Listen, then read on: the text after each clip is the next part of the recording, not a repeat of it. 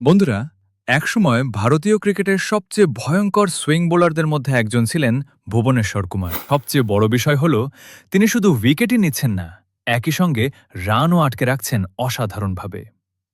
২০২৫ সাল থেকেও তার পারফরমেন্সে ধীরে ধীরে উন্নতি দেখা যাচ্ছিল। গত মরশুমে তিনি ১৪ ম্যাচে ১৭টি উইকেট নিয়েছিলেন। তাই অনেকেই এখন ভাবতে শুরু করেছেন ২০২৭ বিশ্বকাপে কি আবার ভারতের জার্সিতে দেখা যাবে ভুবনেশ্বরকে। একটা সময় ভারতীয় দলের প্রধান সুইং বোলার ছিলেন তিনি, কিন্তু ২০২০ সালের পর থেকেই একের পর এক চোট তার কেরিয়ারকে ধাক্কা দেয়। Sports hernia, hamstring injury, lower back সমস্যা, এই সব কিছুর কারণে তিনি আগের মতো ধারাবাহিক থাকতে পারেননি। এর পাশাপাশি তার বোলিং গতিও অনেক কমে যায়। আগে যেখানে তিনি সহজেই ১৩৫ কিলোমিটার গতিতে বল করতেন, সেখানে পরে বেশিরভাগ সময় ১৩০ কিলোমিটারের নিচে বল করতে দেখা যায় তাকে।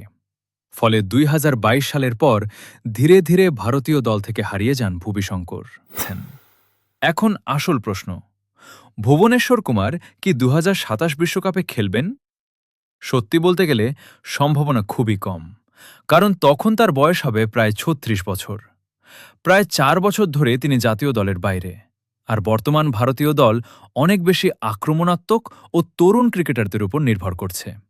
অর্শদীপ বা হর্ষিত রানাদের মতো বোলাররা যেখানে ১৪৫ কিলোমিটার গতিতে বল করছেন, সেখানে ভুবিশঙ্কর এখন মূলত সুইং এবং অভিজ্ঞতার উপর নির্ভরশীল।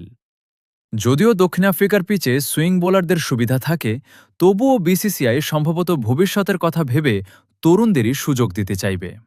তাই নির্বাচকরা হয়তো দীর্ঘমেয়াদী পরিকল্পনার জন্য তরুণদের উপরই ভরসা রাখবেন। তবে একটা বিষয় নিশ্চিত, ভুবনেশ্বর কুমারের এই ক্যামব্যাক সত্যিই অনুপ্রেরণাদায়ক। অনেকেই ভেবেছিলেন তার কেরিয়ার শেষ, কিন্তু আইপিএল ২০২৬-এ তিনি আবার প্রমাণ করে দিলেন ক্লাস ইজ পার্মানেন্ট। এখন দেখার বিষয়, এই পারফরমেন্স কি আবার তাকে ভারতের দরজায় ফিরিয়ে নিয়ে যেতে পারে? কমেন্ট করে জানাও, তোমার মতে ভুবনেশ্বর কুমারের কি আবার টিম ইন্ডিয়াতে সুযোগ পাওয়া উচিত?